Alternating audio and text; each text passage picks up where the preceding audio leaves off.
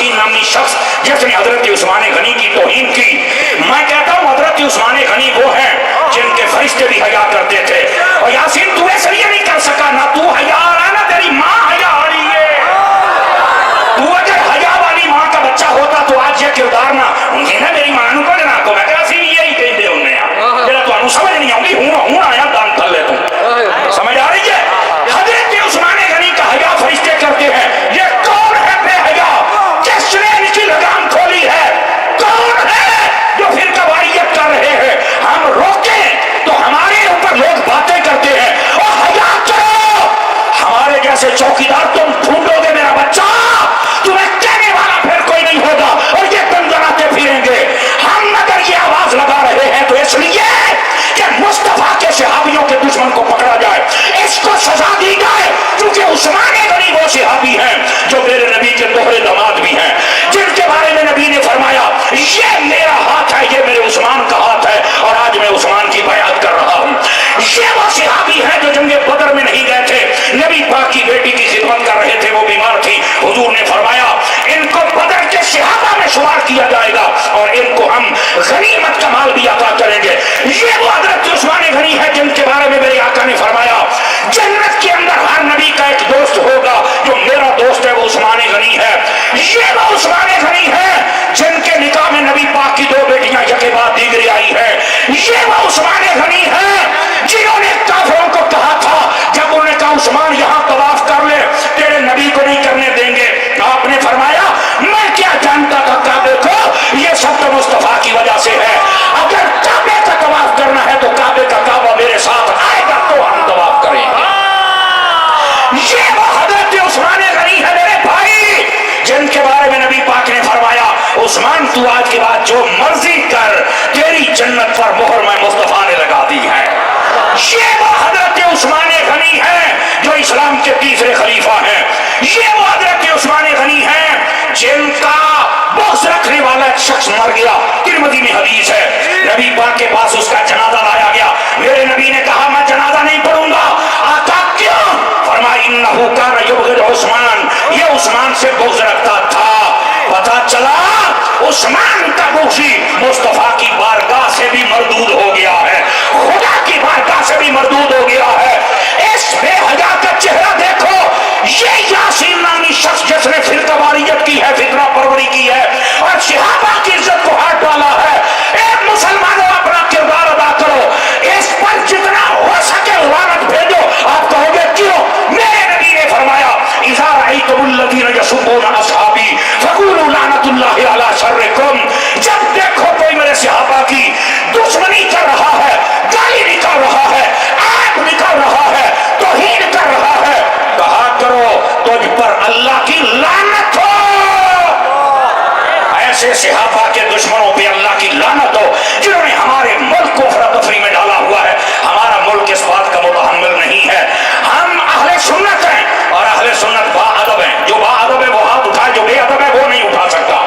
हम बाअदब हैं, हम अहले इश्क हैं, हम अहले मोहब्बत हैं। हम कभी ना सहाबा की तौहीन कर सकते हैं ना अहले बैत की कर सकते हैं। क्यों? हमारी माँ ने हमें दूध भी पिलाया तो या रसूलुल्लाह की सदाएं देते देते पिलाया। इस तरह नहीं, पूरे पंडाल को पता लगना चाहिए कि कुफर दा बेड़ा बन जाना, कुफर दा बेड़ा बन जाना था।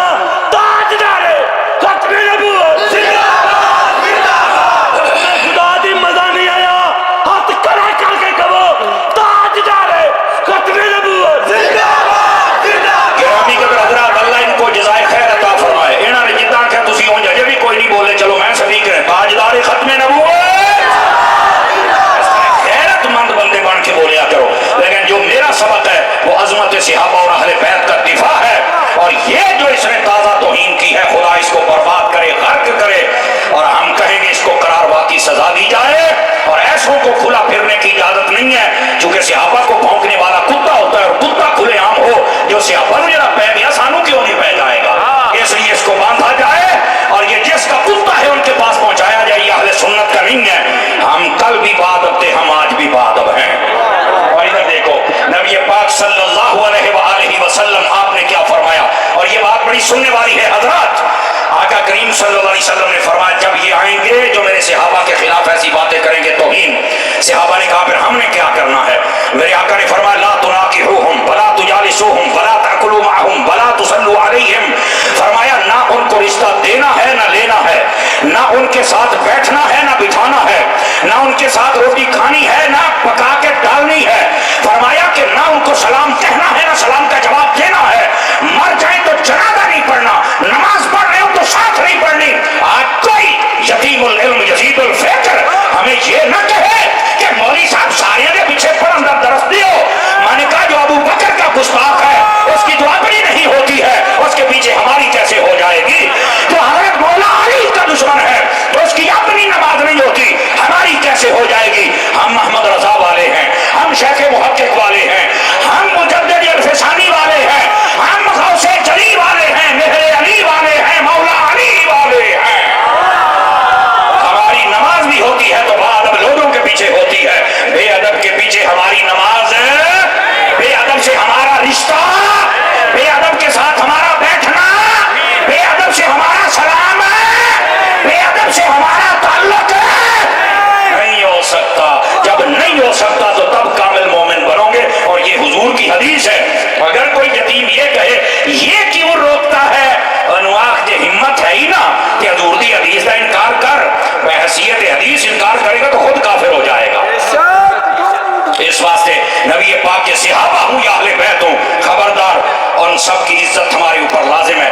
میں آخری حدیث سنا کے اپنی گفتگو کو کلوز کر رہا ہوں، اور یہ پوری اس گفتگو کا نچوڑ ہے، اور وہ کیا ہے؟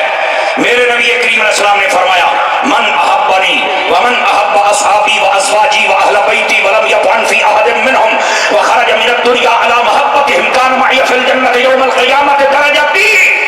فرمایا لوگو اب یہ سنو سارے حضرات، فرمایا جس نے مجھ سے محبت کی، جس نے میرے صحابہ سے محبت کی، جس نے میری اہل بیت سے محبت کی، جس نے میری بیویوں سے محبت کی اور ساری زندگی ان کی محبت پر رہا، کسی کے خلاف نہ بولا، فرمایا جب وہ مرے گا جنت میں جہاں ہم ہوں گے وہاں وہ محبت کرنے والا بندہ بھی ہوگا۔ یہ میرے نبی فرما رہے ہیں۔ اب ہمارے لیے درس کیا ہے؟ ہم نے آقا سے بھی محبت کرنی ہے، آقا کے صحابہ سے بھی محبت کرنی ہے، آقا کی اہل بیت سے بھی محبت کرنی ہے، اور آقا کریم علیہ السلام کی بیویاں جو ہماری مائیں ہیں ان سے بھی محبت رکھنی ہے۔ آج دیکھ لو دنیا کے اندر کوئی صحابہ کو لے کے بھاگا تو اہل بیت چھوڑ بیٹھا، کوئی اہل بیت کو لے کے بھاگا صحابہ کو چھوڑ بیٹھا۔ ایک سنی ہے جس کے ایک ہاتھ میں دامن صحابہ کا ہے، دوسرے ہاتھ میں دامن اہل بیت کا ہے، اور سینے اور آنکھوں کے اندر نور عشق مصطفیٰ کا ہے۔ بات سمجھ آئیے؟ یہ گفتگو کا نچوڑ ہے، اور میں ہاتھ کھڑے کروا کے تم سب وعدہ لوں گا، آپ مجھے یہ بتائیں آپ نبی پاک سے عشق و محبت کریں گے؟ صحابہ کرام کی محبت کریں گے؟ ادب کریں گے؟ اہل بیت سے عشق و محبت و ادب کریں گے؟ ولیوں سے محبت کریں گے؟ جس دن ہم اس راستے پر چل پڑے اس دن ہماری کامیابی ہوگی، اور جس دن ہم نے یہ راستہ چھوڑ دیا سمجھ لیجئے ناکامی دنیا میں بھی اور آخرت میں بھی ہمیں برباد کر کے رکھ دے گی۔ یہ میرا پیغام تھا، سمجھے تقریر نہیں تھی، آج پیغام تھا صحابہ اور اہل بیت کے مقام کے اعتبار سے اور ان کی عزتوں کے دفاع کے اعتبار سے۔ جب بھی صحابہ اور اہل بیت کی بات ہوگی تو آپ سب کو محبت، ادب، خیر اور عشق سے بات کرنی پڑے گی، اور جب بھی ان کی بے ادبی کی بات کوئی کرے گا تو آپ کو اس کے سامنے کھڑا ہو کے اپنا احتجاج ریکارڈ کرانا چاہیے۔ کیا میں امید کروں آپ ایسا کردار ادا کریں گے؟